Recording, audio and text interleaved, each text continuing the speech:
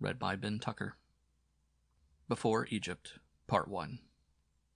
Mike Mallison and Nico were in the office when the new clients entered. A girl and an elderly man.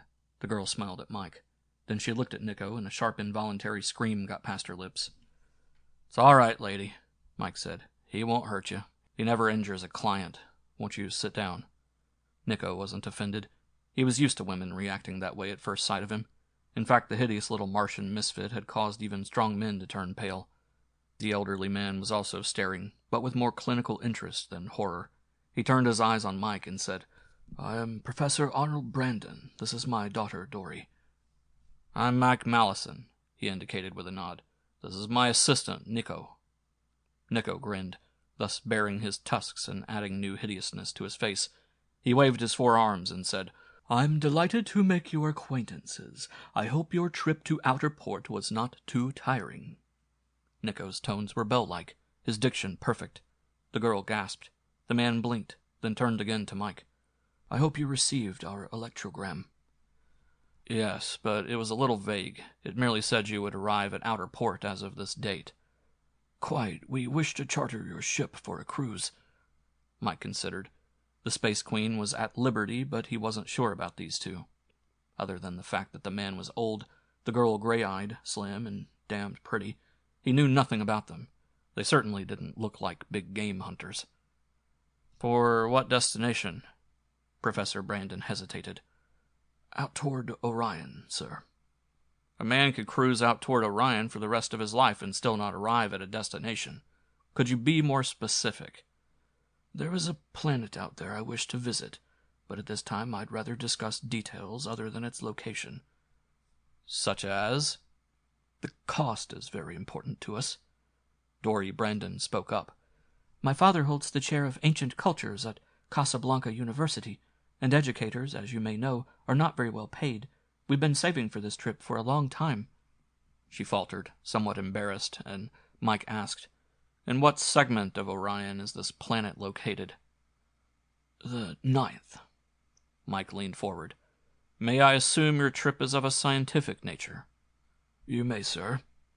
"Then I wonder if you are familiar with the Terran Educational Foundation. I happened to have had contact with them some 5 years ago." "I'm quite familiar with the organization." "Did it occur to you that they might assume some of the cost of your trip?" "They refused. They make the absurd claim that this planet I spoke of doesn't exist." "But you have proof to the contrary." "An ancient document," Dory Brandon cut in. "A papyrus scroll. Father translated it." "And the Foundation did not agree with his translation?" "I did not submit the scroll. They know nothing about it." "Father bought it from 2 men in Paris and worked 3 years on the translation." Dory looked at her father with great pride. "My reasons for not submitting it were personal," Professor Brandon said, "and are not pertinent to this discussion." "May I suggest," Mike said gently, "that a pair of crooks sold you a counterfeit?" "You may not, sir." Dory reflected her father's indignation.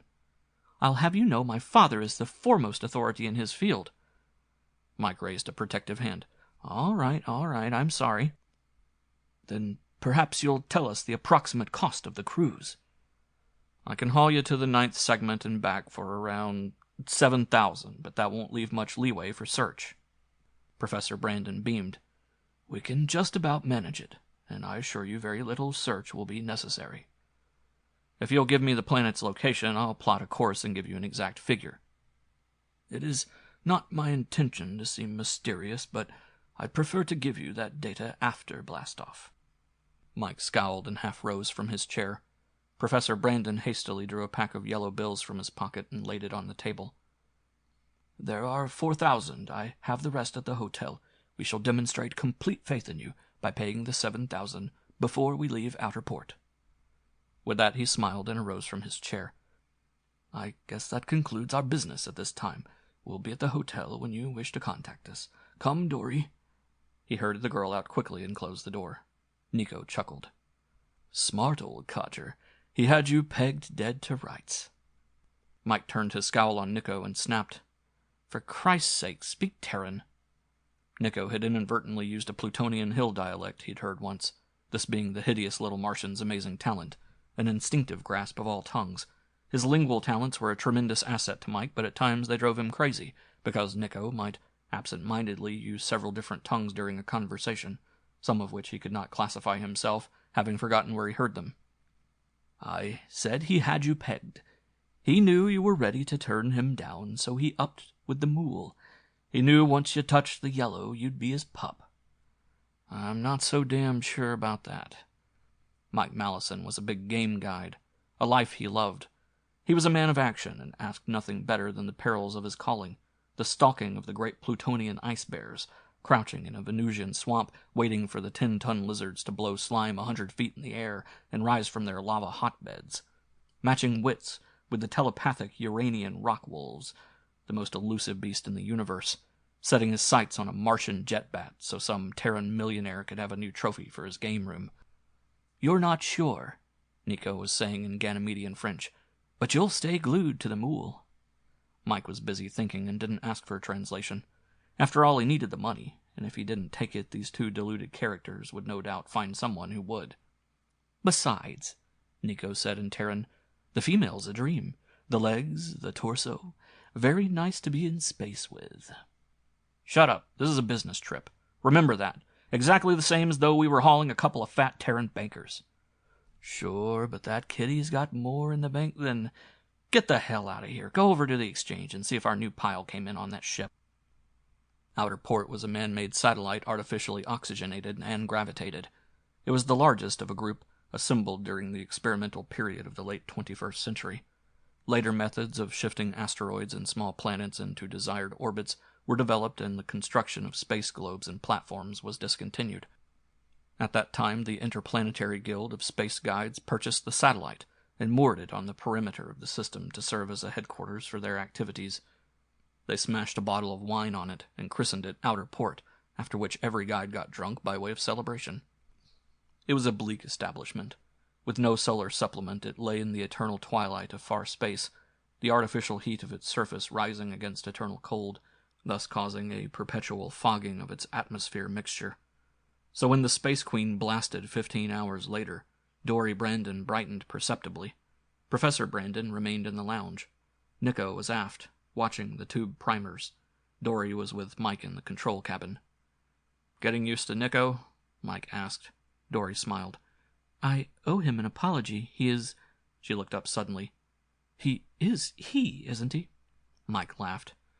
"Nico is male. Beyond that point, he's hard to classify." "That odd face, those green scales. The 4 arms were a little difficult to get used to, but now I think he's, well, kind of cute." "Good for you. Where did you ever find him?" "On Mars. I'll tell you about it sometime. Right now I've got to finish setting our primary course." "I imagine you'd like the exact location of the planet as soon as possible." "No great hurry. Any time in the next 12 hours will do. Just a matter of pinpointing the arc of the basic course. Your father didn't appear to feel too well when we blasted. How is he now?" "He's been under a terrific strain. Perhaps we could let him rest a while." Mike turned on her sharply. "Listen, I'm going to ask you a straight question. I'd like a straight answer. Does that planet really exist?"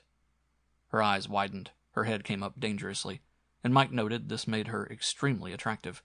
"Now, wait a minute. Don't get sore. I'm not implying your father doesn't believe it's there. And after all, I've taken your money, so it's a deal, but—" She almost smiled. "You just think that perhaps he's an impractical old dreamer with delusions." "I didn't say that." There was a pause while Dory evidently decided not to get angry. "I assure you, Mr. Mallison, I believe with all my heart that Father's planet is exactly where he will direct you. Of course, nothing is certain in this universe, but—" Mike grinned and held out his hand. "I believe you. Accept my apology. And please call me Mike. We're going to see a lot of each other for a while." She took his hand and smiled back. Their eyes held, and Mike liked what he saw. Pert elfin features, shining chestnut hair, even white teeth. "We'll let your father rest a while," Mike said. "I'll get the figures from him later." But he was never fated to get the location of the planet from the old scientist. In fact, he was never again to see Professor Brandon in the confines of the Space Queen. He finished setting primary course, and then Nico returned to report. "Everything grooved. Temp up, color down. Tube solid. Primers closed. Nico spoke in 4 languages. Dory, who understood 2 of them, gasped. Nico grinned. Thought I was a mental void, eh, kitty? Why, I can spit dialects you never heard of. Cut it out, Nico. Treat our clients with a little more respect or I'll pry a few scales off your back. Okay, but those legs, that torso. Mike whirled and Nico bounced out of the cabin. You've got to know him. He's completely loyal and he'd die 10 times for any one of us. But he never learned tact. I don't know why you had to cut him off so abruptly. Dory was indignant. It was Mike's turn to blink. He was getting pretty personal. I guess I know a compliment when I hear one, Mr. Mallison. Mike. She grinned. Okay, Mike. I'd like to see the ship when you've got time. I've got time now. Let's go. They started at the prow and worked backwards. Her trip to the outer port had been her first space flight, a fact that amazed Mike in this age when even the middle-class Terrans vacationed on Mars. We had so little time, Dory said, and so little money. He explained the working of the Space Queen, enjoying the chore, and they worked their way slowly backward. Amidship, Dory said, I think I'll look in on Father. She went below and almost immediately Nico appeared at the after end of the companionway. We've got company, Mike. What do you mean, company? Ship winging 2. Mike scowled. Out here? The radio hasn't spoken. Maybe they're in trouble and can't sound out. He ran aft, Nico stumping along behind. He looked out the stern port. A ship, all right. A slim cruiser of the D-class, the light of faraway suns reflecting against its hull, giving it the ghostly appearance of all craft in space. Ever see that ship before? Mike asked. Not me. I'll bet my right top arm it never moored at outer port. If it had, we'd know the boat. A lot of ships never moored at outer port. Go forward and see if you can speak to them. Maybe they can sound in.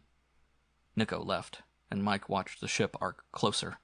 Mike admired the skill of the pilot, then realized the ship was on complete automatic, taking its impulses from radar bounced against the hull of the Space Queen.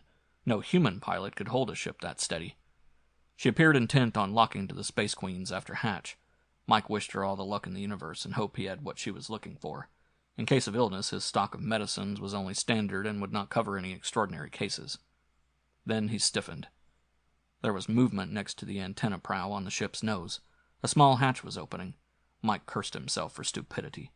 Yet at the same time he could think of nothing that should have made him suspicious. These were peaceful areas. It would have been ridiculous for bandits to work this area. Raiding here made as much sense as operating in the heart of the Gobi Desert back on Terra.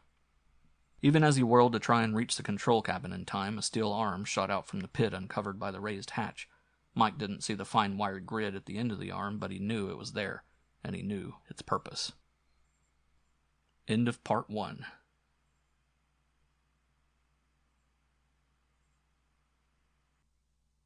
Part 2. As he ran, he sensed the magnetic wires groping toward the hull of the Space Queen. If they made contact. Contact was made while he ran up the companionway. The electro-paralysis bolt hit him while he was still 20 feet from the control cabin. It caught him on his right toe with his left foot extended. It froze him in that position, held him in the grotesque running pose while fire poured through his veins. It held not only Mike and every other living thing aboard, but froze the ship itself into immobility. Everything stopped except the raging movement of flaming gases in the jet tubes, and these too died out as their source of supply was speedily choked. Mike blacked out. When his consciousness returned, Mike figured he had been out for about an hour. He based this on past experience with electro-paralysis rays. Using every ounce of willpower, he forced his elevated foot toward the companionway floor. The magnetic field permeating the dead ship was still potent, forming, in a sense, a maze of invisible wires holding him in his frozen position. He knew that in the companionway he had taken the full brunt of the charge. Possibly the others were again able to move about, but no one came to his aid. His foot touched the floor. He pulled at his back foot like a man striving to loose himself from thick mud. He got it forward. A step, then another. From the control cabin came the sound of Dolores' curses emitted in many languages. Nico was again functioning. Mike got his hands on the safety bars of the ladder leading down to the lounge. He pulled himself toward it, and as he was descending, the magnetism of the electro-paralytic bolt loosed its hold and he fell headlong. Picking himself up, he hurried into the lounge. Dory was alone. She was still frozen to the chair in which she sat. Her legs were drawn up gracefully under her slim body. Only her eyes were alive, questioning, beseeching. Mike picked her up and laid her on the floor. He knelt and began massaging the rigid muscles, drawing her legs out slowly, watching her eyes for indications of pain. "You'll be all right in a few minutes," he said.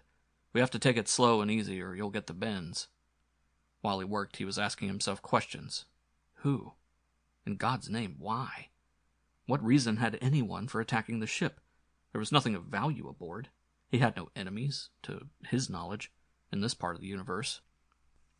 Dory was trying to speak. Her throat worked. Her eyes were frantic. Mike got her legs straightened out without sending her into screaming pain. Now she was rising into a sitting position on her own power. Him, she whispered hoarsely. "Your father, where is he?" "McKee, Talbot, took him." "Who in the hell are McKee and Talbot?"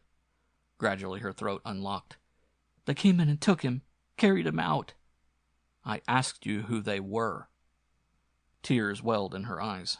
She bit her lower lip and tried to control her fluttering throat. I tried to scream. When they carried him out, I couldn't do a thing." She burst into tears. She was normal again. Mike got to his feet. "I've got to check the ship. When I get back, I want some answers, and you'd better have them ready." He hurried from the lounge and up the ladder, almost slamming into Nico as he gained the companionway. Nico's scales were a sickly pale green. He tottered weakly on his stumpy legs, using all 4 of his arms to support himself against the bulkhead. He grinned hideously. "Friends of yours?" "I don't know who the hell they were. You all right?" "I'm fine." Mike scowled up and down the companionway. "What shape are we in?" "Bad." "How bad?" "The worst. The pile's gone." "The pile?" Mike ran aft. The door to the tube cabin stood open. The alley into which the 15-pound lead-crated pile had lately been driven was empty. Swiftly Mike assessed the situation. A helpless ship. A derelict. They'd entered through the aft airlock. They'd taken Professor Brandon off that way. Then they'd closed the lock again. That meant only one thing. Through pure cruelty, they had avoided swift death to the ship's occupant in favor of a long, lingering one. Only the basest of men would do a thing like that. Mike was not acquainted with McKee or Talbot, but he knew something about them. They were the lowest type of human species. Only the bloodthirsty pirates of Ganymede ever made their victims walk space. He returned to where Nico was clinging to the companionway guardrail. Nico said, "You haven't seen it all yet." "Is there more?" "That's only the beginning. They smashed everything in the control cabin, all the navigating instruments. Even if we had a pile, this boat couldn't find its way down Main Street at high noon." It followed, Mike thought grimly. "I'll be drummed out of the guild for this." "If you ever get within shouting distance of outer port again, which you won't." Mike doubled his fists. "To stand flat-footed and let a boarder move in and take my pile? And my client? How much of an idiot can a man be?" Dory came up the ladder, her eyes wide with fright. "Did you find him?" "No. And don't start crying. Why didn't you tell me about these men? Why didn't you give me a chance to protect my ship?" We didn't know they'd follow us. I didn't dream they had any idea of..." "They followed you, and they had the idea. They took our pile and shoved us off on a blind orbit. They arranged for us to die out here." "Won't we be found?" "A 1,000,000 to 1 shot in these spaces." "More than that," Nico said. "A 1,000,000,000 to 1. It's empty out here, lady." Mike saw that Dory was again about to burst into tears. He took her by the arm. "We're going to the lounge, and you're going to tell me all about this. What's been going on." He drew her toward the ladder, calling over his shoulder. "Clean up what you can, Nico. See what other deviltry they arranged." In the lounge, Mike sat Dory firmly into a chair. "Now, let's not have any tears. Just tell it the way it happened." Dory had got control of herself. She sat straight, miserable, a little pathetic, Mike thought. She said, "Lorne, McKee, and Dean Talbot were Paris art collectors. Their reputations were not of the best, but when they approached Father, he listened to them. They had a strange-looking scroll made of papyrus. It had writing on it in an ancient script, and they wanted Father to translate it for them." "Would that have made it more valuable?" "Of course. At first Father was suspicious, thinking it was some kind of a hoax. They told him the scroll had come from an Egyptian tomb, but would tell him no more relative to its origination. They brought it to him because he was Terra's foremost authority in that field. Father discovered immediately that the scroll was genuine and very old. Papyrus was a material the ancient Egyptians used. "And?" Mike asked impatiently. He refused to translate it for them, because they in turn would not tell him what they proposed to do with it. He felt it should be turned over to the proper authorities, some university, and besides he was suspicious of the two men, so they went away and tried to get it translated elsewhere. This was impossible, so they came back and offered to sell it to Father for a very low price, but with the stipulation that he keep what he learned strictly to himself. He wanted to make the translation and was tempted because he already had a clue to its nature.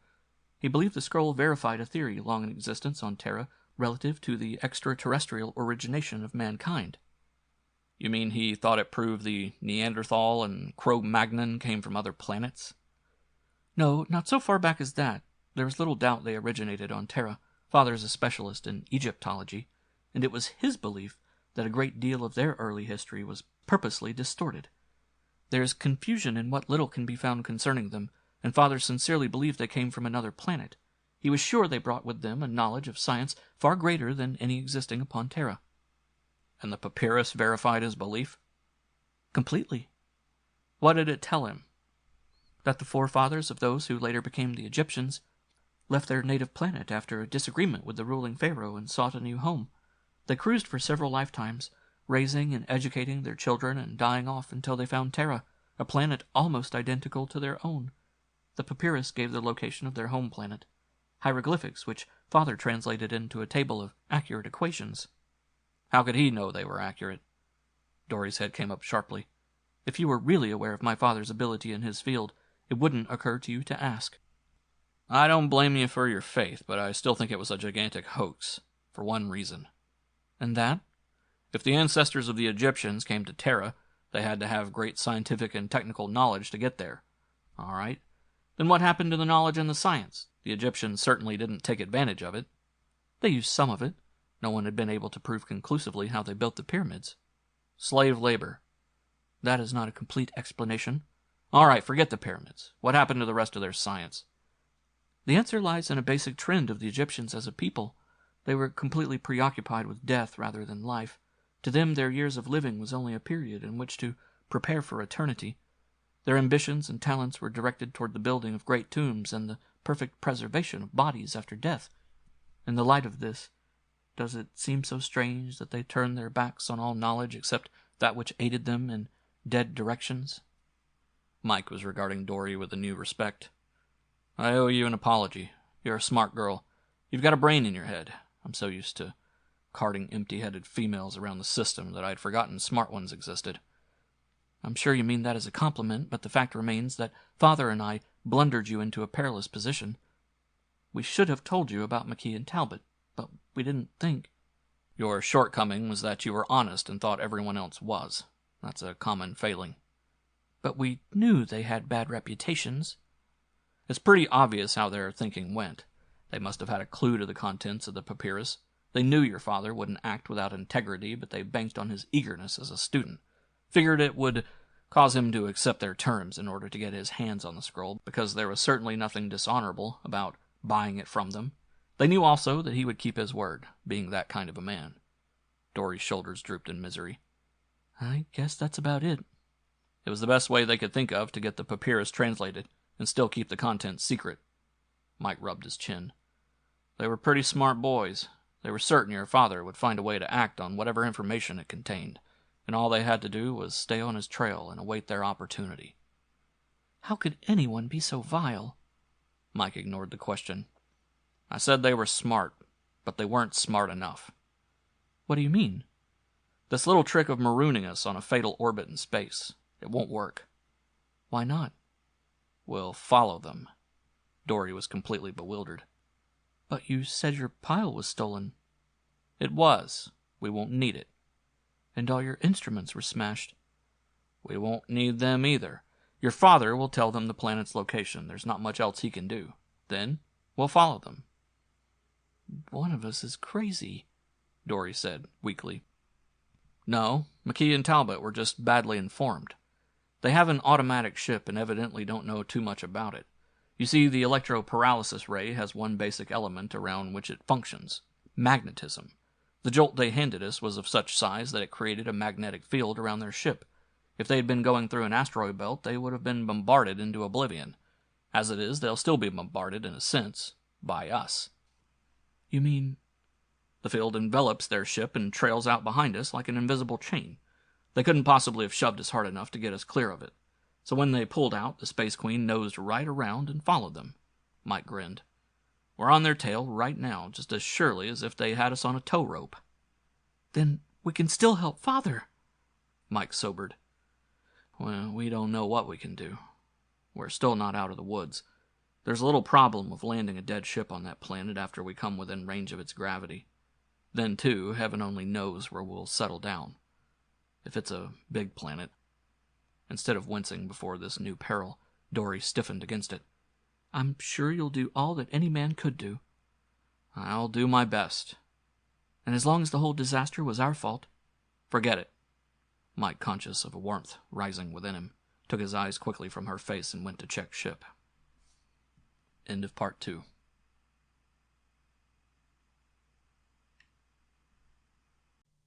Part 3. The slow passage of time was the most difficult factor to contend with. Mike racked his brain for a means of speeding up the Space Queen. He was confident that the craft was moving straight and true in the wake of the other ship, and that unless drastic adjustments were made in the course, she would continue to do so. But so slowly, so very slowly. Acceleration caused by the magnetic field had long since reached its apex, and now the Space Queen moved at a steady, unchanging pace. He achieved a little more speed by taking charges from 3 of the primers, placing them in the pile head, and igniting with the 4th primer. He picked up possibly 2 Gs before the power burned out. He and Nico donned spacesuits, magnetized themselves aft, and opened the suit's drive plugs to the maximum. The resulting force smashed them against the hull, almost breaking their ribs. Some additional acceleration was achieved, but pathetically little. Who would have thought, Mike pondered bitterly, that I'd land out here pushing my own ship through space? What a laugh the wits at outer port would get when and if this little adventure was sounded around. If. That was the big word that stuck in Mike's mind. An important facet of the problem was keeping Dory's morale high. Mike enjoyed this. He learned all about her, and there came a sudden dizzy moment when he found himself kissing her. After that he was more careful. Then at last came the great thrill, abruptly, as all such things come. Mike was puttering with the radio when Nico turned from the port to say, Indescribably beautiful land, ho! Luscious round planet, dead ahead at 5 o'clock. Mike leaped to the port. Smaller than Terra and with different continental markings, but in other respects quite similar. Nico jumped up and down, clapping his 4 hands. Mike grabbed him and lifted him in a bear hug, scratching him unmercifully on the little Martian's sharp scales. Then he bolted aft to tell Dory. There was no restraint in his kiss this time, and for a few moments the ship and the landfall vanished from their minds. They did not know where they were, nor did they care. Then Mike jerked himself back to business at hand and rushed to the pilot cabin, the dangerous business ahead of them. They were already in range, being gripped and dragged down by the planet's pull. Mike ordered Nico and Dory into straps and buckled himself into the pilot's chair. He surveyed the fast-greatening planet. There would be no choice of landing fields. Mike could only hope to bring the Space Queen down on dry land rather than in the center of an ocean. She was responding to her fins now, and Mike put her into a long glide. Below, the land and the water separated themselves, and Mike studied the gray expanse below. Ocean. Mike leveled out and struggled for altitude. There was minor response as the atmosphere outside clawed at the hull, dragging it down, heating it a dull red. All during the trip he had fought inertia. Now his problem was reversed, rapid acceleration being the demon of the moment, a helpless shell rocketing toward a solid obstacle. Mike felt a surge of relief as the streaming gray below turned to racing green. At least they would not finish up trapped in a submarine. But the land could be as lethal as the sea, and now the moment was at hand. Mike angled the fins to their maximum. He yelled, "Contact!" Then he prayed. There was a great crash, and oblivion. Pain brought back Mike's consciousness. Without opening his eyes, he analyzed the pain. It was his shoulder. He tried the muscles gingerly and decided it wasn't broken. If that was the case, the others could have come through also. The results of crashes of this kind were usually extreme one way or another. Either the passengers came through unhurt, or they were mangled into stew meat. Mike opened his eyes. All was quiet. Both Nico and Dory lay motionless under their straps, still unconscious but with no visible injuries. But there was something else there in the center of the cabin floor, something Mike's dazed mind had difficulty in accepting. A snake. It was coiled lazily, its green and gold body the thickness of a man's arm. It had a flat triangular head with deadliness written all over it, and its eyes were upon the only moving thing in the room, Dory's rising and falling breast. The chill that went through Mike almost paralyzed him. In hypnotized fashion, he watched the sinuous uncoiling of the serpent, the gliding movement in Dory's direction. Then the girl's eyes opened. "Don't move," Mike snapped. "Everything is all right. We got down, but you must stop breathing. Hold your breath. Don't even move your eyes. Stare straight at the ceiling." Dory obeyed, and thus did not see the snake. But her fright was apparent. Mike moved a slow hand toward the buckle on his chest. The serpent's head flicked around at the movement. Mike's cold hand gripped the buckle. He knew the snake's length was such that it could reach him in a single long strike. He could only hope the serpent would hesitate for a few seconds. The snake's head came around, then drew back. At that moment, a voice broke the silence. "You, beautiful serpent, gorgeous green and gold clothesline. Over this way, here I am." Nico's voice, and with it the little Martian unbuckled his strap and put his feet on the floor. A hiss. The snake struck. Dory turned her eyes downward and screamed. The snake's great head slammed against Nico's leg. The Martian laughed. The snake ricocheted backward, dazed from the contact, two of its fangs broken off on Nico's still hard scales. Nico got up and walked over and put his heel on the serpent's head and crushed it. As the long body lashed and writhed, Nico looked down at it with a kind of compassion. "Goodbye, little sister."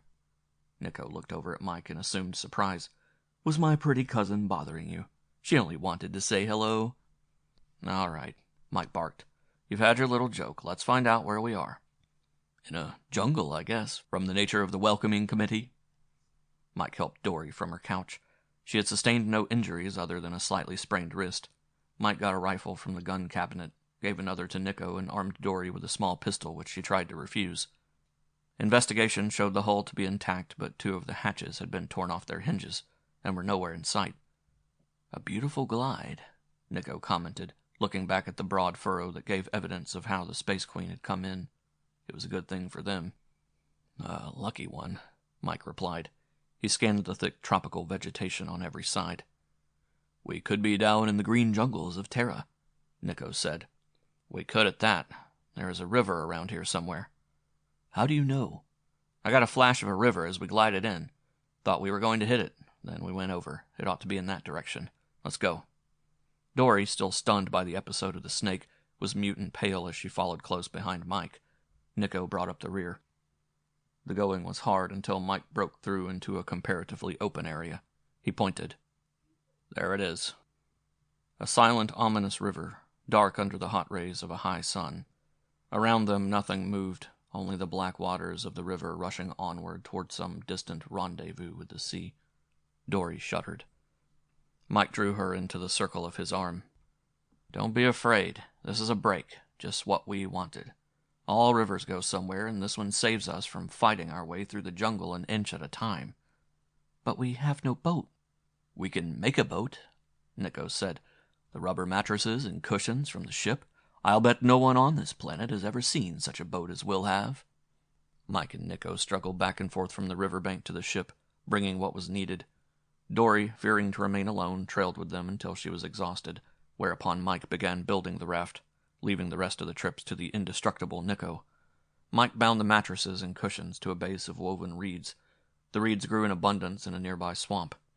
Dory helped with the braiding, and the work went swiftly. Nico made a half-dozen more trips and returned from the last one with several scales knocked off his back. "Somebody threw a brick at me," he said. Mike scanned the now menacing jungle wall. "A brick? That was what felt like. It hurt like hell. You didn't see anybody?" "I did not. I didn't wait long enough. We've got to get out of here." "An observation of amazing erudition." Mike lashed a long flat piece of driftwood to the raft as a steering oar, found two other such pieces to serve as unattached oars, and helped Nico finish with loading the supplies. "All right," he said. "Let's go." They cast loose, and while Dory worked with the stern oar, Mike and Nico paddled feverishly toward the middle of the river. With this objective achieved, Nico took over the stern. Mike forced Dory to lie down. He put a pillow under her head, kissed her, and sat beside her until her eyes closed. Then he went back and sat down beside Nico. The latter had not forgotten his terrifying grin. "We certainly get around, don't we?" he said cheerfully. "I'm glad it makes you so happy. As a matter of fact, I am scared stiff. It is just that my sainted mother told me always to keep a brave front." Mike looked at his assistant with sudden fondness. "Who was your mother, Nico?" Nico shook his dragon's head sadly. "I can't seem to remember, but I know I had one, and of course she was saintly." "And your father?" A distant sound intruded, touching Mike's ears lightly. His eyes were still upon Nico's as the latter said, "You've got me, but I have a feeling he was a gallant knight in armor who swept my beautiful mother off her fairy-like feet." "No doubt," Mike smiled. The sound was louder now, but it still did not catch his attention. He was remembering that encounter in the polar forests of Mars, the day he found little Nico crouching under a bush, how he had come within an ace of putting a bullet into the hideous creature's brain. But some vagrant touch of compassion had stayed him. The little monster seemed so lost, so pathetic, so helpless. He had taken Nico back to camp, the Martian infant's parentage and ancestry a mystery Mike felt would never be solved. What sort of hideous mating had occurred, he wondered, to produce this mongrel creature with the brain of a human and the body of a beast? Mike held forth his hand. "You were a vicious little devil," he said. "I'll wear that scar forever." Nico sighed gustily. "If you beat me unmercifully each fine morning for the rest of my miserable life, the punishment would be light for such a heinous deed." Mike laughed and started to get to his feet. Halfway up he paused, crouching there. Then his voice thundered. "Grab an oar! Pull for shore! Pull, for God's sake!" In an instant both of them were tearing the water in an effort to reach the nearest bank. As they worked, the current upon which they moved swept forward at an ever-increasing speed, and the roar about them was like the crashing of skyscrapers under bombardment. They came ashore a scant 6 feet above certain death. Fortunately, the raft was light, and they were able to gain a foothold and lift it from the snarling waters. Then, gasping for breath, they moved a few feet downstream and stood looking at the frothing cataract that dropped the great river a sheer 200 feet to boulders below. "I ought to be whipped for not attending to business," Mike said bitterly. Dory was clinging to his arm, looking down at the awe-inspiring sight. "You saved us, darling. Why should you criticize yourself?" "It was too close. Far too close." Nico said, "It seems to me the important thing now is where we go from here. We carry the raft down those rocks and beyond the rough water. But why all that effort? Couldn't we be as happy up here as down there?" "All rivers lead to civilization," Mike said. "Or at least they lead to the places civilization naturally springs up." "A logical observation. Also, I've got a hunch about this river. I may be wrong, but I think it might take us right where we want to go. I'll bet there are interesting things ahead." Mike turned and directed his words to Dory. "That papyrus your father translated said the forefathers of the Egyptians sought a planet similar to their own. Perhaps the similarity had to be more than general. Such a thing is indicated by their traveling around for several lifetimes. Anyhow, except for the tropical climate, this river bears a great resemblance to one of the tributaries that feed the Nile back on Terra." "You're quite right," Dory marveled. "And this could well be Victoria Falls. I wonder if another Egypt doesn't lie below." There was awe in Dory's voice. "Before Egypt." "What did you say?" "An Egypt, a great civilization that flourished on this planet before Egypt, before the Terran Egypt was ever dreamed of." Mike smiled fleetingly. "That's what you and your father have believed, isn't it? So why be surprised?" "It's just that, well, being so close to it, realizing it might really exist." Mike laughed. "I understand, but we're still a long way from it." He turned to the Martian. "Come on, Nico, let's get busy with this stuff." The portage was laborious and dangerous. It took the balance of that day. Even when the sun set, they had still not reached the termination of Whitewater. They found an open area beside the racing river that would have been covered during high water, and Mike decided it would be a good place to camp. While Mike broke out the supplies and Dory prepared the meal, Nico stood on alert with a rifle over his arm, scanning the line of undergrowth at the edge of the forest. After all three had eaten, Mike directed Nico to bed down in order to be ready for the second watch. He urged Dory to sleep also, but she insisted on sitting with him during his watch, and though her head drooped several times, she remained with him and refused to sleep. When Nico took over the watch, Mike stretched out under his blanket near Dory. He dozed off and was then awakened by a pressure against his back, Dory snuggling close. "It's cold," she murmured, and drifted to sleep with a contented sigh. It was a calm, restful slumber. End of Part 3.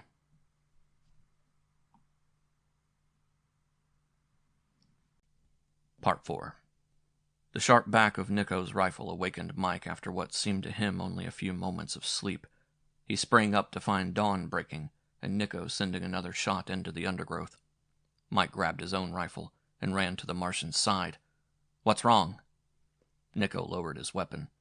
"I saw 4 platoons of infantry charging out of the brush, I think." "In other words, you think maybe you saw something. You don't know what it was. It could have been nothing at all." "All right, have it your way," Nico said serenely. "Come on, let's get going. We'll eat something on the raft." But they never reached the raft. Mike's words had hardly been spoken when the forest erupted with a mass of savagery. Several hundred tall, screaming black men clad sketchily in brilliantly colored feathers and paint. Both rifles barked. Nico's shot was high, but Mike brought the foremost of the black warriors skidding forward on his face. Maybe that will stop them, Mike thought desperately. Maybe they've never seen firearms before. He held up his second shot for the briefest moment, hoping the savages would be awed into retreat. But this was not the case. They charged forward in renewed fury, and Mike again went to work. He dropped 3 more of the charging maniacs, while Nico, probably the poorest shot who ever lifted a rifle, accounted for 1 unfortunate warrior with a 20-shot spray of atomic pellets. The black men, who had had only a scant 50 yards to cover, were now upon the 3. 2 of them seized Dory, an act which turned Mike into a terrible fighting machine. Not able to fire the gun effectively at such close range, he reversed it and created bloody havoc using the butt as a club. 2 skulls cracked sharply under its impact, and as he fought, Mike saw Nico go down. He couldn't reach him. Several warriors raised the iron-toothed clubs they carried and crashed them down upon Nico's unprotected body. The result would have been comic under less grim circumstances. The clubs of the warriors caused Nico's almost indestructible hide to ring like a great bell. The handle of one warrior's lethal bludgeon snapped, and the attackers stared at it in amazement. The rest beat down again upon the prone Nico, their clubs bouncing off and resounding in a sort of anvil chorus.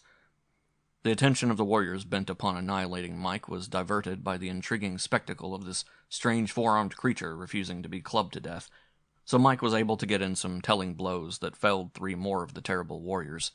He knew, however, that the end was already written in the bloody sands around him.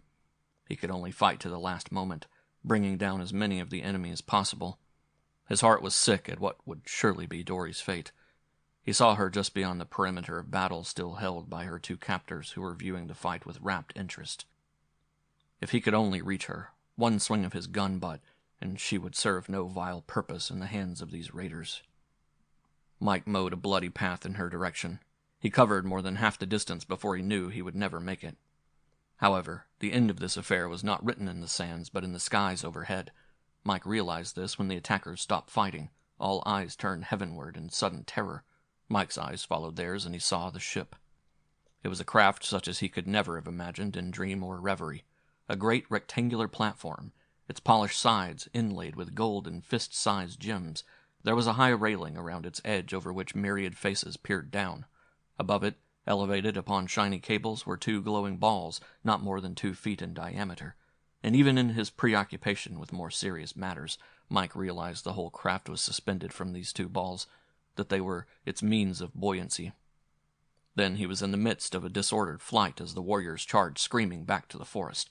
The ship was settling swiftly toward the surface of the river, and now a crystalline ray of some sort shot out from the forward deck, cutting down the terrorized warriors in their flight. Every able-bodied one had fled the scene of the battle. Some gained the forest where the crystalline ray crisped the overgrowth into black ashes as it nipped at their singed heels. Those not fortunate enough to escape were but small nubs of blackened ashes on the open shore. The ray had avoided touching the heart of the battleground, and Mike found himself standing alone among the bodies of the blacks he had dispatched. Nico was getting wearily to his feet. Dory stood frozen nearby, abandoned by her captors. the great ship holding her gaze as a snake would hold that of a bird.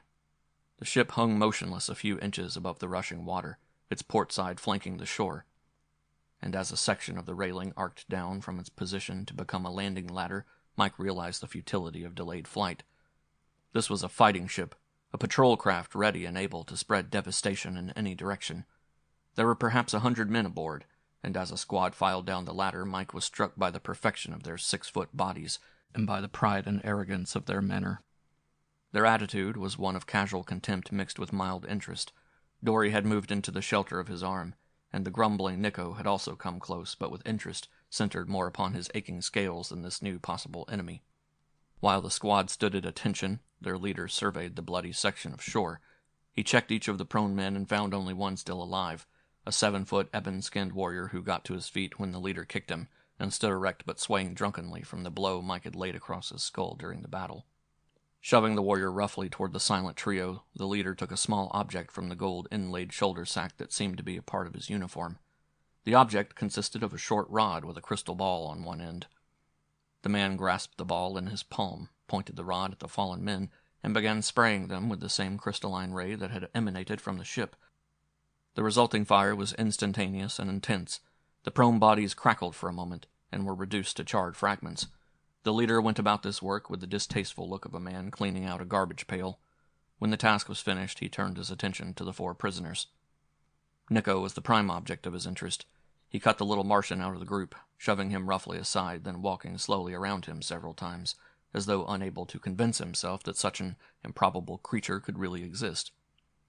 A sharp command from the deck of the ship terminated his inspection as he spoke brusquely to the group in a tongue Mike did not understand. "What did he say?" Mike asked of Nico. For once the latter was not interested. "How do I know?" he growled. "Gah, my aching back."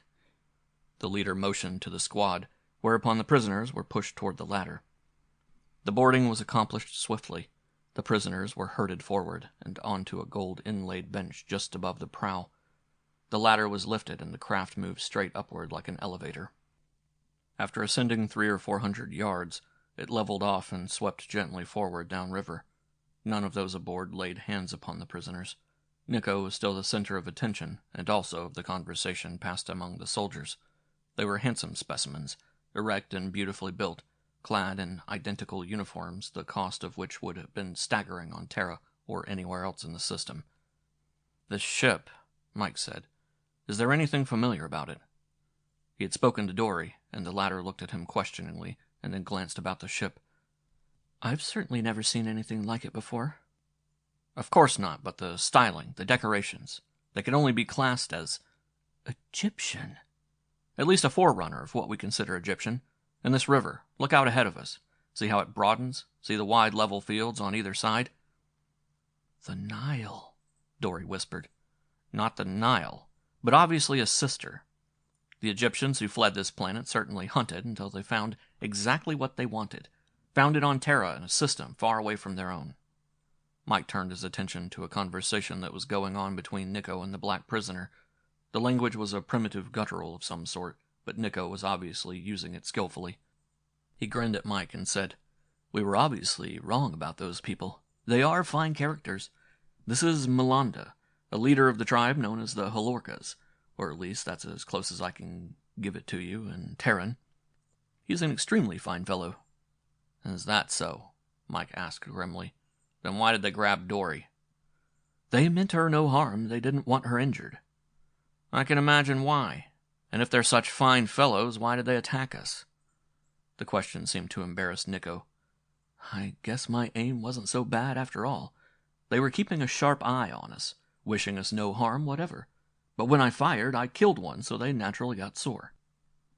"What does he know about this outfit?" "Scoundrels. We would have been better off with the Halorkas. This is a patrol ship of the Tomanites. They are the tyrants of this planet, their power contested only by the people of Bazarite to the north. But the Bazarites always come out on the bloody end of the stick." "Has he any idea what will happen to us?" "He expects to be sacrificed to some Slav of a god they worship.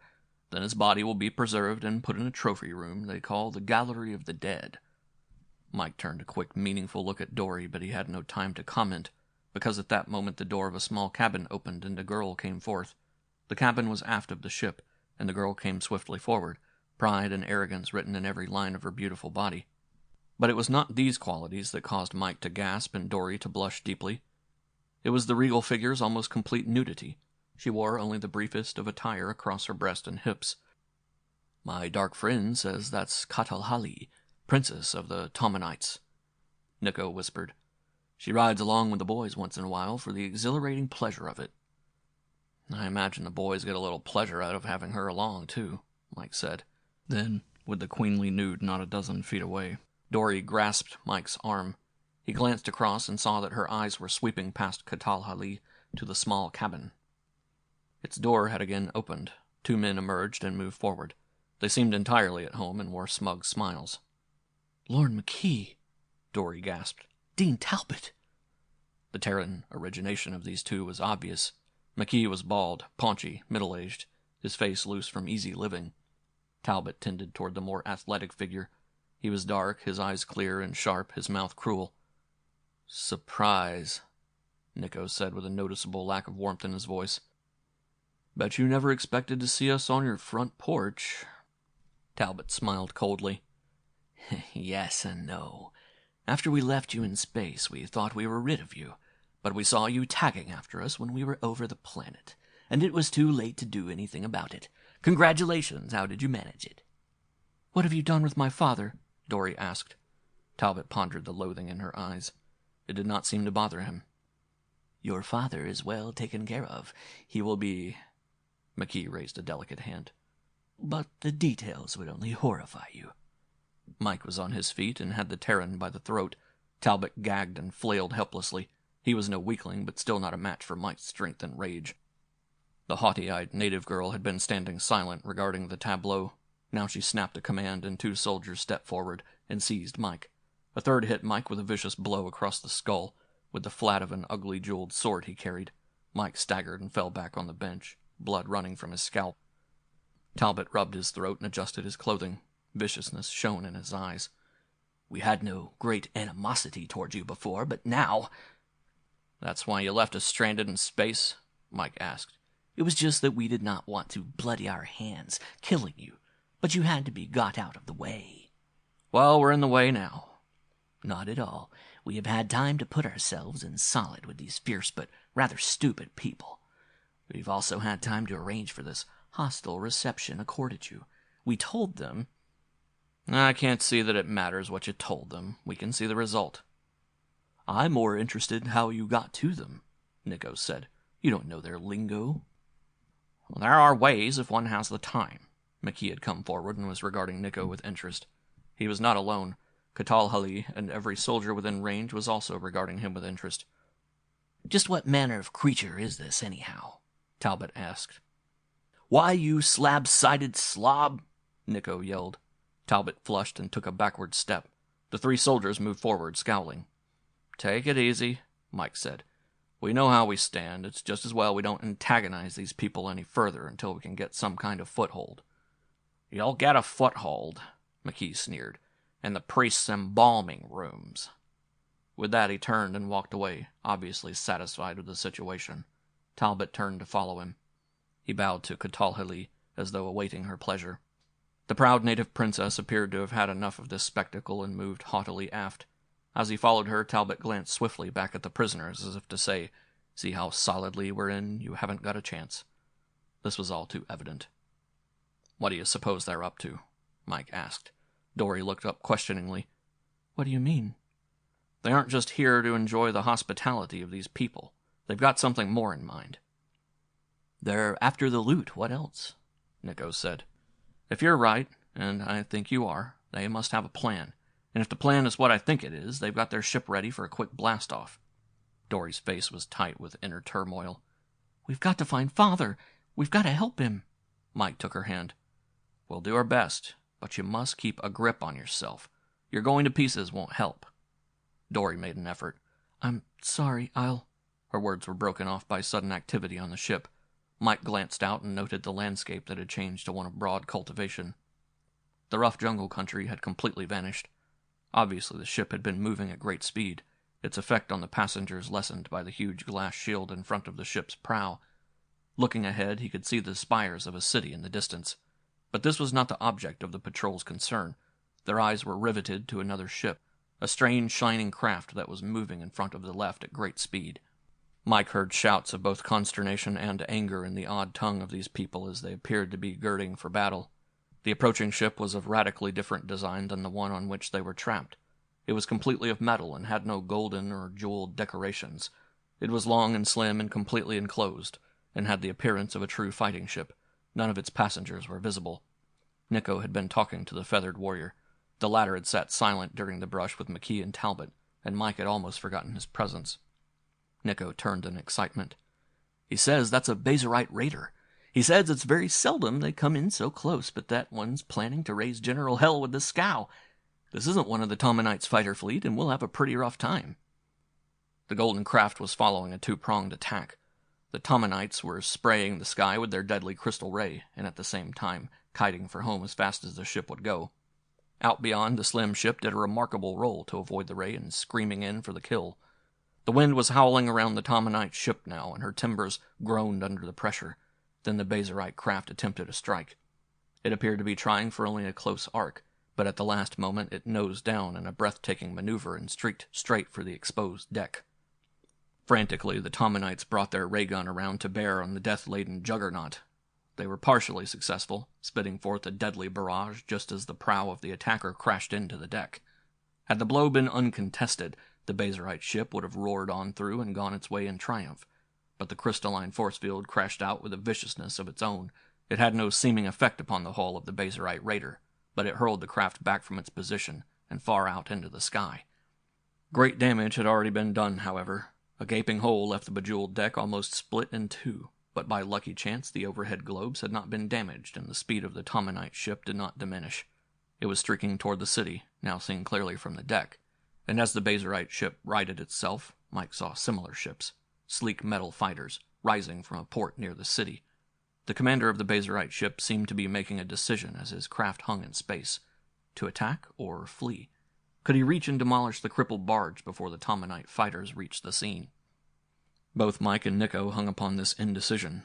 Nico said, "I hope that stupid codger doesn't commit suicide. If he does, we go down too." "Maybe it's just as well," Mike said grimly. "I've always subscribed to staying alive as long as possible," Nico retorted. The commander made his decision. The ship streaked in, dancing like a zephyr to avoid the crystalline ray. But there was no longer any great danger from this because the tilt of the deck made accurate aiming impossible for the Tomanites. Straight in for the kill now came the Bazerite ship, straight in toward the crippled deck awash with the blood of smashed and maimed soldiers, alive with the screams of the agonized and the dying. Dory covered her face with her hands and came into Mike's arms. So she did not see that the Tomanites had one maneuver left, a perilous one, but nonetheless a maneuver. The craft was now over the level ground on the near outskirts of the city. It hung motionless, allowing the Bazerite craft to take deadly aim. But as the sleek ship rocketed in, the commander of the Tomanite craft waited until the last moment, and then released whatever force field held the ship in the air. The split deck dropped like a stone, but too late for the other ship to change course. End of Part 4.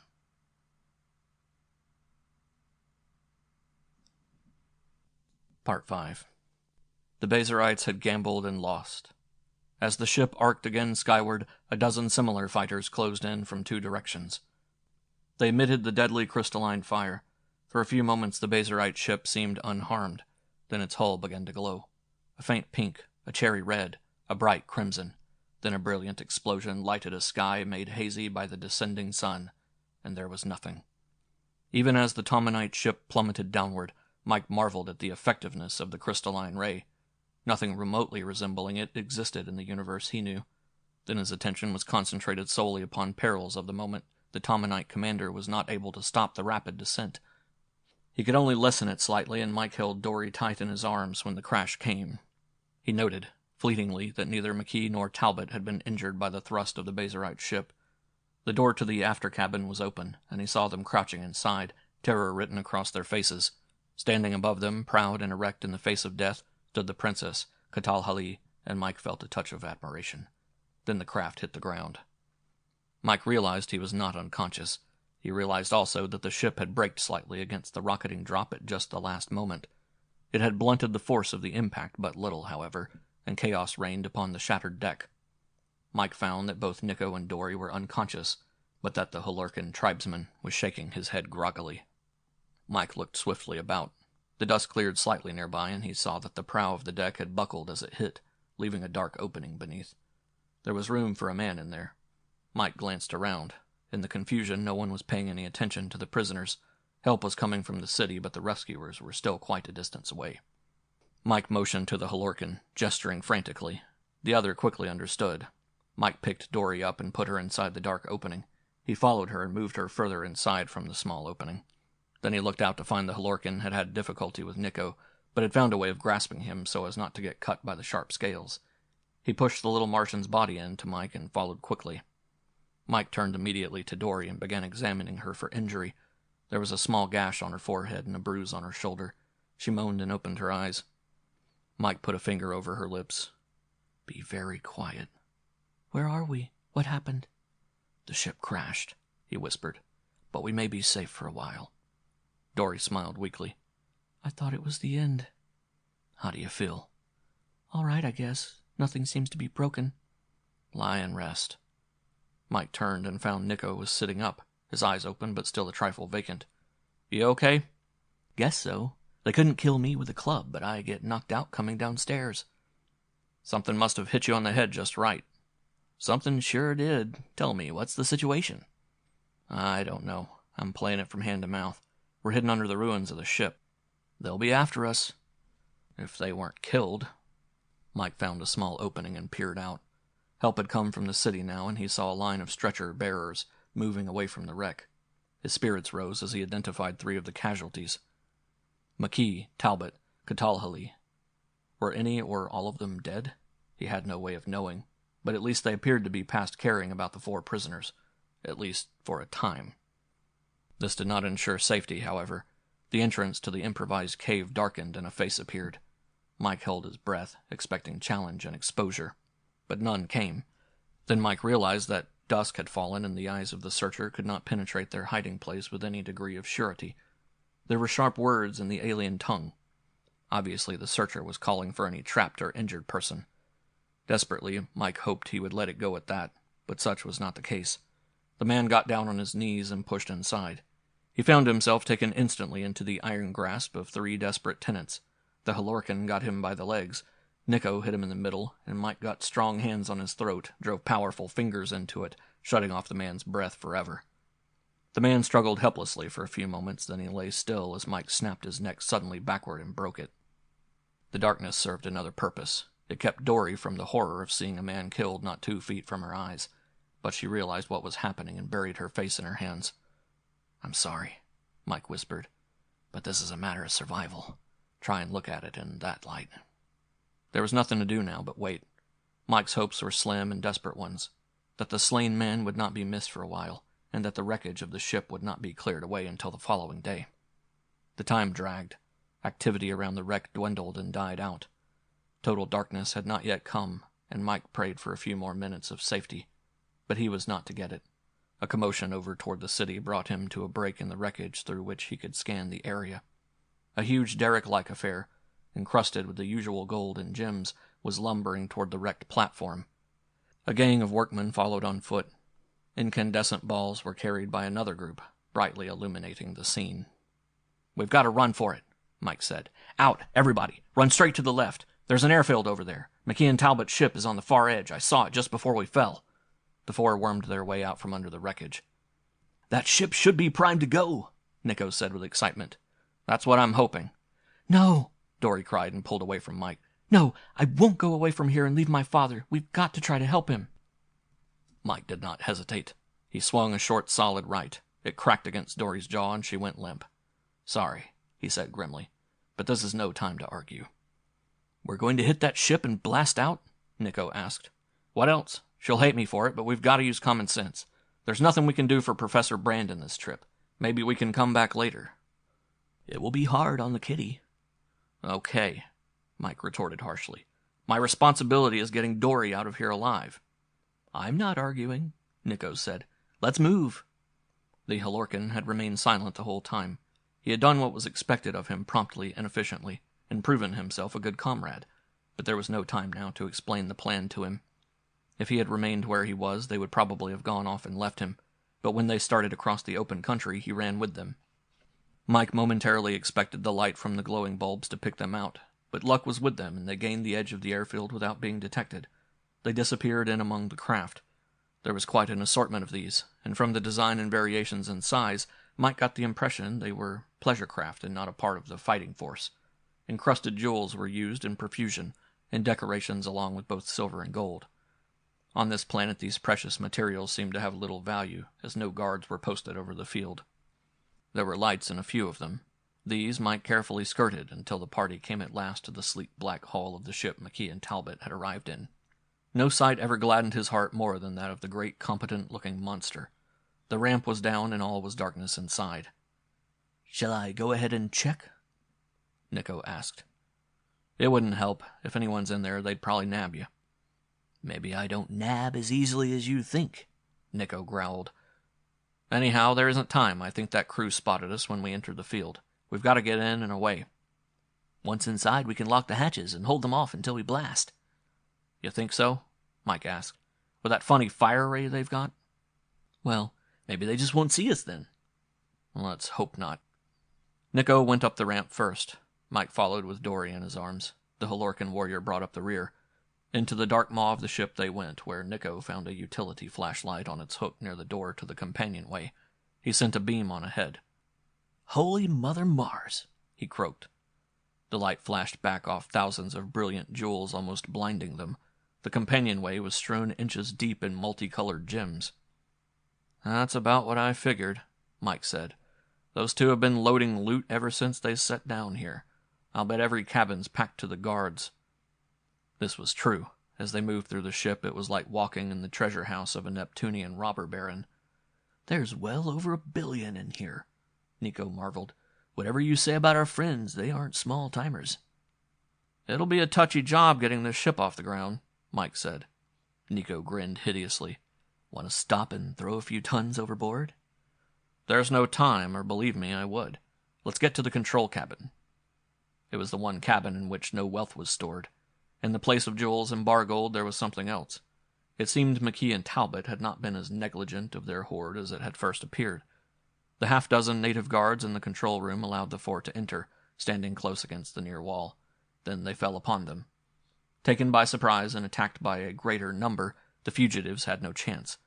The Halorcan warrior, last in the room, fought bravely, but when the lights were turned on, the prisoners had been swiftly cuffed and subdued. Dory had been jerked cruelly from Mike's arms, and he saw a tall native warrior just disappearing through the door, carrying her in his arms. Mike's shoulders slumped as he tasted the bitter dregs of defeat. End of Part 5.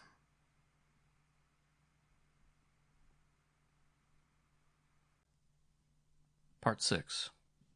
They were led through the city streets under heavy guard, streets brightly illuminated by myriad glowing balls. The populace eyed them curiously, their importance evidently indicated by the escort of a dozen grim soldiers. Only Mike and Nico and Malanda took the long walk up the avenue, Dory having been spirited away. Mike was a man in deep torment as he wondered helplessly about her fate. Was she already dead? Had she been made the plaything of some high official? Of McKee or Talbot, or both? This last thought brought red rage flashing into his heart. They were taken into a huge, gloomy building and down a long corridor. As they approached it, a sound grated before them, a rolling, muted thunder of mixed anger, pain, and terror. They entered a long, narrow corridor, one wall broken at regular intervals by small metal doors. Mike realized the sound came from beyond these doors, from the angry throats of prisoners, that this could be nothing other than the city's prison. There was no doubt of it. The cavalcade stopped. One of the doors was unlocked and thrown open. The three pushed roughly inside. The door slammed, the lock was turned, and the guards stalked away as they had come. The interior of the cell was very dim. Mike blinked his eyes, striving to pierce the dimness. He opened them and got a surprise. This was more of a cage than a prison. The entire wall opposite the door consisted of bars. The three went forward and stood in mute wonder at what they saw. The cells were elevated and ran in a circle about an amphitheater. a great lighted pit, so that the prisoners were spectators at the drama that went on below. It was indeed a strange place, this pit, its purpose temporarily obscure to the three prisoners. It contained great vats of steaming, multicolored liquids, many tables, a great number and variety of frames, racks, and instruments. There were perhaps a dozen men at work down there. They appeared to be making preparation for what was to follow. Mike wondered about their occupation, then turned sharply on Nico. "What's the matter with you? Why aren't you finding out about this?" Nico stared in amazement. "Me? How the devil can I—" "The Halorcan. He might be able to give you some information. Ask him." Nico shuddered as though coming out of a daze. "Sure, I guess my wheels kind of got stopped." Melinda, who never seemed to speak unless spoken to, answered Nico's questions calmly. Mike watched the two as they conversed, saw Nico's increasing indignation and horror. "All right," Mike snapped. "Don't keep it to yourself. What did he say?" "Not much, just that these are the high priests of the Tomanites. They prepare the bodies of the dead for burial, and their job is to make them look so lifelike that you wouldn't even know they were dead. This is their experimental laboratory where they keep their hands in. They experiment on the prisoners." As the chill went through Mike, he saw 4 guards who had been stationed on the far side of the pit acknowledge a sign from one of the priests and start toward a staircase leading to the prisoner's balcony. They stopped at one of the cells and unlocked a door set in the barred front. As they entered, a roar of hatred went up from every cell in the dreadful circle. As he watched, Mike was conscious of the fact that only he and Nico were watching the proceedings. That Melinda's face was not glued to the bars. The thing's too horrible for the Halorcan to take, Mike thought. He's crouching back there behind us, covering his face most likely, and I can't say I blame him. The guards came forth from the cell dragging a screaming victim, a tall, naked specimen who bested even the Tomanites in physical perfection. Here, Mike realized, was truly a man. The screams had been from rage, not from fear. As the door snapped behind him, the victim stopped screaming. Evidently realizing this was the end, that escape was now impossible. He raised his head, a look of contempt lighting his handsome features. He walked proudly amidst the guards. He seemed completely indifferent to whatever fate awaited him. Mike stared as the man was led to the center of the pit. Chains were clamped to his wrists and ankles. Then the guards lifted him, holding him horizontal. One of the priests extended his arms upward over the prone man and seemed to be mouthing a prayer or incantation. He appeared to Mike to be asking some deity to accept this poor offering. This ceremony over, the guards walked with the helpless man toward a great vat of smoking purple liquid. But at this moment Mike's attention was diverted. A door had opened far down the circle and 2 figures were approaching. As the guards lifted the unfortunate prisoner and threw him in the vat, a great roar of fury went up from the circle of cells, and Mike recognized the approaching figures, McKee and Talbot. McKee was amply bandaged about the head and shoulders. Talbot appeared to have come off better, only his right wrist and elbow tightly wrapped. They moved past the cells until they were confronting Mike and Nico. There they stopped. McKee, the fat one, grinned and glanced at his companion. "Dangerous-looking specimens, aren't they?" Talbot wore a sneer. "Quite. The priests will have a lot of fun with the scaly creature. I understand they're already discussing him, eager to get their hands on him." Mike's rage tore at his own throat. He strove for control of his voice. "What have you swine done with Dory?" A look of disappointment came on Talbot's face. "I wanted her for other things, but I wasn't able to handle it. So she comes in here like the rest." "You mean they're going to throw her into that?" The question was from Nico as every scale on his body quivered. Mike saw that the prisoner below had now been removed from the vat. He had been laid on a table, and one of the priests was advancing upon the body with a long, shining needle in his hand. He pointed the needle very carefully at a place on the man's skull. "She's next, I understand," Talbot was saying easily. "She's in the other block. Only male prisoners on this side. They'll bring her in soon. It will be quite a show. Perhaps we'll stay to watch." Mike could control himself no longer. He flung himself against the bars like a wild beast. Even though in no danger, McKee drew back in alarm. He said, "The sooner that one's in the hall of the dead, the better." Mike had been conscious of a hand touching his arm, but he paid no attention. Now, as the two Terrans turned to leave, he turned also, with tears of helpless anger welling in his eyes. It was Malanda. The Halorcan spoke. "What's he saying?" Mike asked. As Malanda spoke, a quick change came over Nico. He whirled and stared back into the cell. "He says there's another man in this cell with us. He's been talking to him. He's a Bazerite." Now Mike saw the man sitting in a shadow against the wall. Two things had kept him from noticing before: the dim light and the incidents of terrible interest down in the pit. As they approached, the man got to his feet and spoke. Mike could not understand what he said, but he now knew the man thrown brutally into the vat of purple liquid had also been a Bazerite. This man in the cell could have been his twin. "Are you able to understand him?" Mike asked Nico. "Sure. He said he was watching us, trying to figure out whether we were spies." "Spies? Spying on whom?" The questions and answers were going back and forth through Nico. He asked the Bazerite. The man said, "Upon me." "Who are you?" "I am Murton, a fighting prince of Bazer. I was taken from a Bazerite ship." "Too bad, fellow. I'm sorry." "It was no accident. I arranged to be taken." "That hardly makes any sense." The man spoke through grim lips, his clear eyes blazing. "That's why I wondered about you. Wondered if our plot was suspected. We can't take a chance." "Your plot?" "Yes, but I think you are genuine prisoners." Nico translated and added, "You can be damn sure about that." "What plot are you talking about?" Mike asked. "Bazer attacks the Tomanites in force tonight." "I'm glad to hear that, but I don't see how you can be much help in here." "This is one facet of the plan. We corrupted a scant few of the Tomanite guards. They are our men." An odd thought struck Nico. "We're glad to hear that, too, but could you tell me something? With gold and jewels lying around on the ground, what kind of bait lures a man on this planet?" "Our women are the most beautiful and exciting females in existence," the Bazerite said grimly. Nico whistled and Mike snapped. "Quit taking time up with silly questions. We want to know more of this plot." Murton took a key from the front of his jacket. "There is one or more Bazerites in every cell of this block. Each has a key that will unlock his cell. The Bazerite war fleet comes over soon. When we hear the whine of the ships, we strike. Are you with us?" "We could hardly be with the Tomanites." Murton eyed Nico suspiciously. "Is the strange one also with us?" "Just wait and find out," Nico said. The Bazerite turned even grimmer of face. "I am taking no chances.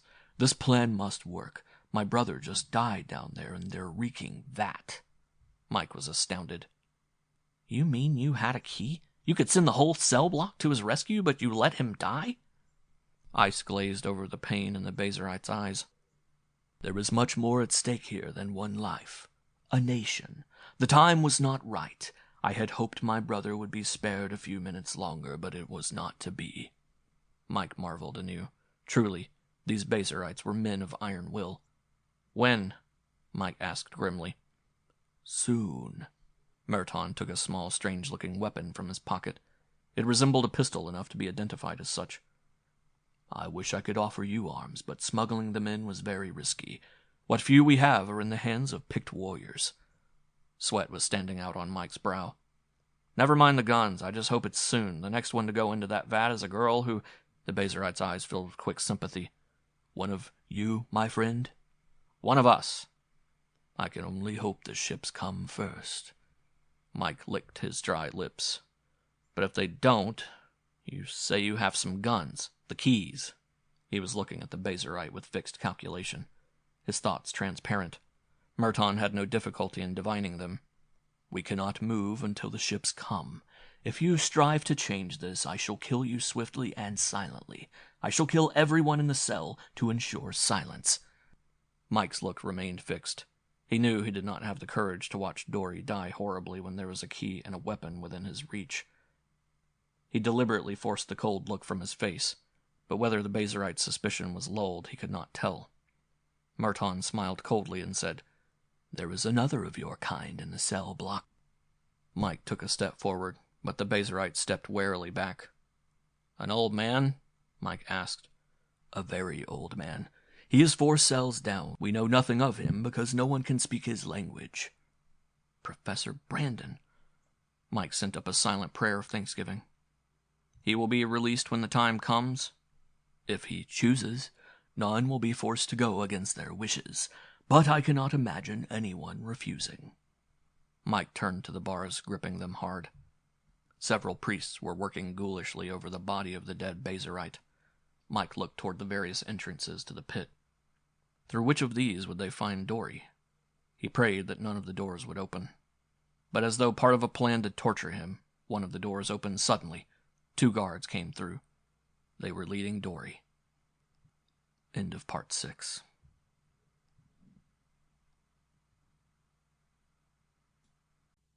Part 7 of Before Egypt by Robert Bloch. She was very pale and seemed to Mike to have grown increasingly beautiful. She wore a simple golden robe, and the guards did not treat her as roughly as they had handled the Bazerite. Small consolation. She had found a great courage and walked serenely with her head held high, and Mike's pride and love almost burst his heart. Desperately, he tried to keep control over himself. Dory advanced under close scrutiny of the guards to the point at which the Bazerite had been slain. She appeared empty of all fear. Then a priest advanced, and stood for a moment looking at her. In his hands he held 2 lengths of golden chain. A great silence fell over the watching prisoners in the cells, every eye glued on the priest and this beautiful girl. Then a great roar of anger arose as the priest reached out and whipped Dory's gown from her body. She stood naked in the center of the pit. Mike went mad. With a roar, he turned and hurled himself upon Merton. The latter, even though sharply alert for attack, was not quick enough to get his weapon into action against Mike's lightning rush. Mike closed with him, and they went down. The Bazerite was probably the stronger of the 2, but his strength was no match for Mike's demoniacal rage. His hands went around the Bazerite's throat. "Must I kill you?" he snarled, "or will you give me the key?" There was no fear in Merton's expression, but now, under pressure of Mike's steel fingers, it changed. He appeared to be listening for his own death. But not for his death. He tore frantically at Mike's fists and got a few words past them. "Listen. Listen, man. Can't you hear them? The ships are coming over. The time is now." Mike could not understand the words, but the meaning got through to him, as a high whining sound transcended the roar of the prisoners, and Mike realized the roar had not been caused by the priest's unveiling of Dory's beautiful body, but by the whine from above. The prisoners knew that the moment had come, and they were already pouring from the cells. Mike sprang to his feet and lifted the Bazerite. The latter snatched the key from his jacket and unlocked the front cell gate. Mike went through first to find himself packed into a plunging, screaming mob. Here and there he spotted a Bazerite frantically trying to establish some sort of order in the ranks of the prisoners, but they remained a snarling, bloodthirsty wave of disorganized vengeance. Mike tore his way savagely through the pack with Nico and Melinda close behind him. "We've got to get down first," he yelled. "She'll be killed in the rush." Even now below them, the panicked priests were knocking each other down in the rush for the exits. Nico pushed forward. "Let me go first, I'll make way." And he did. He flexed his scales until each one stood out from his ugly body like a razor-edged knife. Then he charged the mob. Blood splashed until Nico was a great red smear. Those he hit screamed in pain and fell back, leaving an avenue down which the 3 raced. They came to a stairway, and as they tumbled into the pit, Mike looked swiftly over his shoulder. He was thinking of Merton's weapon, but it was not available. Merton had been lost in the mob of screaming prisoners. Mike snatched up an odd-looking instrument from a table he passed. He knew nothing of its original use, but it would make an excellent club. He baptized it by catching a fleeing, terrified priest and splitting his skull with one blow. This brought him within a few steps of where Dory lay. She had been knocked to the floor as the desperate priests sought to escape the wrath of their prisoners. Mike's eyes were only for her. He did not see a guard nearby who turned suddenly and charged him with the flat, ugly sword gripped tightly in his fist. Mike knelt down to lift Dory. The sword plunged down. But instead of going into Mike's back, it was driven deep into the breast of Melinda, who had hurled himself forward. Nico, with a curse bellowed in some obscure dialect, leaped forward and took the guard into his hands. He lifted the guard and held him aloft with one hand. With the other he tore the man's throat out and hurled him dying and bloody across the pit. The whole building trembled at that moment, obviously from a bomb hurled off a Bazerite ship, but Mike and Nico were scarcely aware of this new thunder. Mike had set Dory on her feet and was now holding the fallen Halorcan warrior in his arms. Gently he withdrew the sword. There was a lump in his throat. He said, "Thanks, friend. You'll never be forgotten. I will always remember." Melendez smiled. He spoke, and Nico interpreted. "This is a fine, worthy death. I could ask for no more. I die pleasantly, in the hope that the Tomanites are brought down forever." Then he was dead, and there was no time to mourn him. "Back upstairs," Mike said. "Your father is in a cell there. We've got to get him and then find a way out of here and to the ship, if we aren't too late. I've got a hunch McKee and Talbot will be heading in the same direction." Nico had picked up Dory's robe. He threw it over her shoulders, and he and Mike formed a cordon in front of and in back of the girl, Nico going first.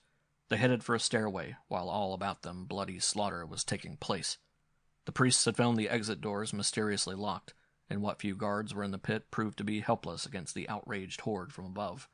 The priests and the guards were being torn to pieces as though by the fangs of maddened dogs. The screams of terror and agony were a crescendo drowning the whine of the ships overhead. Professor Brandon was crouching in the far corner of the cell. A man of peace, this place of blood and confusion was beyond his conception. He was in a daze, his mind having thrown up a buffer against horror. Dory's arms went around him, but Mike pushed her back almost roughly. "There is no time," he said. "We've got to get out of here." He picked the frail Brandon up in his arms. "You take the lead, Nico. Take my club. It's up to you to cut a path through." They left the cell and went out onto the balcony and discovered that the frantic priests had at last broken through the locked doors of their prison pit. The ones remaining alive had fled the place with the prisoners on their heels. Sounds from beyond indicated that some of the frenzied prisoners had abandoned the chase and were now stalking through the building, killing and looting. "Out this way," Mike directed, indicating an open doorway. "This is the side toward the blast field." "The passage is empty," Nico said. "Come on." "Watch yourself," Mike snapped. And it was well that Nico did, because halfway down the passage, 3 of the blood-crazed prisoners leaped on him from a side passage. One brought a club down viciously, aimed by sheer chance at the base of Nico's skull, the one vulnerable spot on his body. Nico avoided the blow and smashed the prisoner's head. The other 2 landed astride Nico. It was like jumping into a nest of sharp knives. Ripped, bloody, screaming, they staggered away and fled. No one else challenged the right-of-way, and Nico led the party out into the night. Overhead the sky was bright with battle, and here and there about the area there were sharp skirmishes, evidently between Bazarite and Tomanite troops. There was no way to tell which way the battle swayed. "Straight ahead," Mike ordered. "Skirt the wall of that building." They reached the field, ran across the last open area, and faded in among the ships. Mike smiled grimly as he saw the dark, unlighted outline of the Terran spacecraft. They had beaten McKee and Talbot. Perhaps the 2 scoundrels had been slain. "Up the ramp, quick," Mike directed. But McKee and Talbot had not been killed, nor had Mike beaten them to the ship. He had preceded Nico up the ramp, and as he came to the hatch, the lights of the ship flashed on, and Talbot stepped forth holding a Terran pistol. Beyond him, inside, stood McKee and the Princess Catalhali. "I told you all we had to do was wait here, that they would show up," Talbot said. McKee pushed forward, a somewhat mystified expression on his face. "Sure, but I still can't figure out how you convinced this Catal babe they're responsible for the uprising." Talbot's smile was one of grim satisfaction. "I have persuasive ways," he said. "I'll back them down the ramp, and she can pronounce sentence, and I'll execute them." "Why stall?" McKee asked. "Kill all 5 of them, and let's get out of here. About time we started thinking of our own skins." "I'm taking the princess with us, you idiot." "You're the idiot," McKee snapped. "Not letting well enough alone." The proud Tomanite princess pushed forward, her cold eyes on Mike, and he realized, of course, why the 2 Terran schemers could talk so freely. Catalhali could not understand a word they said. Talbot motioned with the gun, and Mike backed slowly down the ramp. He was still holding Professor Brandon in his arms, the old man's eyes blank and uncomprehending. "That'll do," Talbot said. He stepped aside, and the princess pointed a contemptuous finger at the group. She spoke sharply, and Mike looked swiftly at Nico. "It's a death sentence," Nico said. "She's accusing us of everything but stopping up the royal sink." The princess now stepped aside and motioned imperiously to Talbot. He raised his gun. But a new voice barked sharply. A fine needle of crystalline ray shot out of the darkness and melted the gun in Talbot's hand. Talbot jerked his seared member back with a squall of pain. Merton stepped into the circle of light. He looked at Mike. "I had a reason to follow you," he said, and Nico quickly interpreted. "But it can wait a few moments." He turned to the Princess Katal-Hali, and a hatred built up over generations flashed between them. Yet their eyes seemed also to mirror a mutual respect. Merton said, "You are wrong about your betrayers. It was these two who made the arrangements. Contacted our allies within your city. The tall one is very good at getting his points over with gestures and pictures." Evidently on this planet, even enemies did not lie to each other. Katal-Hali's eyes turned on the pair with a venom that sent every drop of blood from their faces. "What did they ask in return?" "Only seats of power in the city after we conquered it." Nico was translating for Mike, and the latter whistled softly. So that was their idea. The jewels in the ship were only an ace in the hole. "But they must have figured the battle goes bad for the Basarites," Nico said. "They planned to take off." "The last minute," Merton told Katal-Hali. "Your fine friends turned milk white. They had no stomach for the battle they helped arrange." "A truce between us, Basarite," the princess said. "Give me these two and a gun with which to march them off into the darkness. You and I can settle accounts later." Mike was astounded when, without hesitation, Merton took another weapon from his person and handed it to the princess. Mike's flesh crawled as he stood rigid, expecting a blast from the royal Tomanite that would wipe them all out. He wondered at Merton's gullibility. But evidently the word of these two fierce people could be taken at face value. The princess ignored all but McKee and Talbot.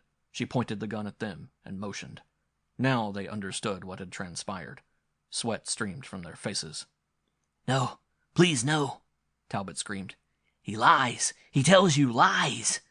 They both fell to their knees. Merton smiled coldly at them. "Where are your pictures and persuasive manners now, scum?" He kicked them cruelly to their feet, and they staggered off into the darkness before Katal-Hali's weapon, still pleading for mercy. Merton appeared to forget about them. He turned to Mike. "Into your ship, quick! There is not too much time." "You're helping us to make our escape?" "I have a reason. Hurry!" They went up the ramp and inside.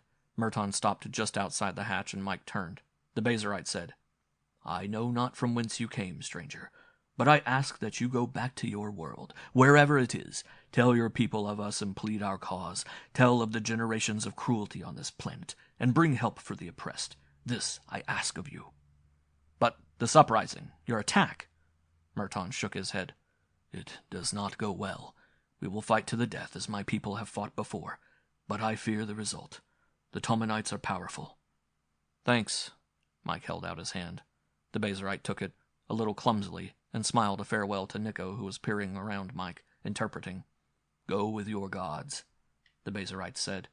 Then he turned and hurried back to the carnage and the bloodshed. "Father is resting," Dory said. "I'm sure he'll be all right in a little while. The treatment he received was a shock." "It would have shaken a far stronger man. He'll be all right when he gets back to Terra and they honor him for this discovery." The ship rocketed smoothly through space. Dory slipped into Mike's arms. "He found what he wanted. So did I." Mike kissed her. A while later, she asked, "Do you think the Basarites won?" Mike stared out through the port, his eyes sad. "Somehow, I don't think so.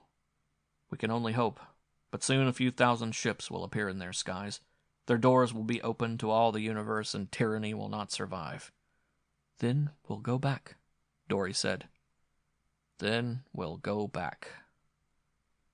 End of Part 7. End of Before Egypt by Robert Bloch as E.K. Jarvis.